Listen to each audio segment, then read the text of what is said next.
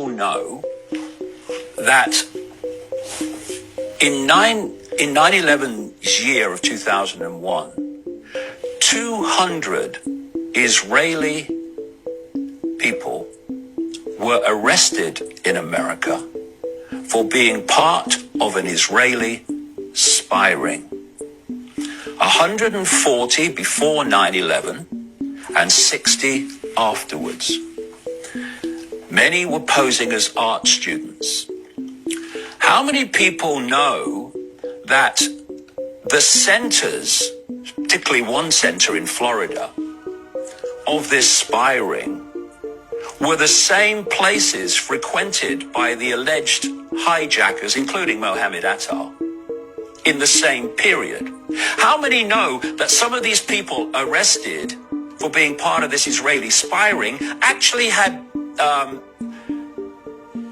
homes in the same street as Mohammed Atta, in a place called Hollywood, which was the center of much of what these alleged hijackers were doing, and was also the center of this ring. Hello?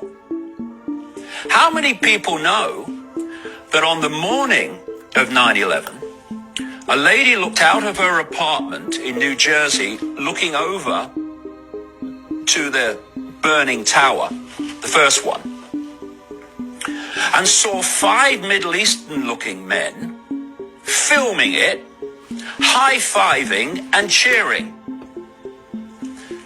She took them to be Arabic.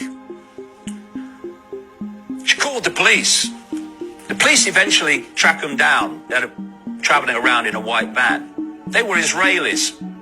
They became known as the Dancing Israelis. They were arrested and kept in custody for 71 days until the ultra-Zionist head of the criminal division of the Justice Department, Michael Chertoff, released them. And how many people know that the same Michael Chertoff released the 200 arrested in the spy ring? And they went back to Israel. These 5 dancing Israelis, 2 of which were known by the police to be Mossad agents, said that they were there to document the event. Well, hold on, how did you know it was going to happen? And under the Freedom of Information Act, pictures that they took of each other that were taken into by the police were released. They weren't the originals, they were photocopied. They were designed to make them look as least relevant as possible. But these photographs showed the location. And one of these photographs, including one of the people known to be a Mossad agent, was taken on September the 10th.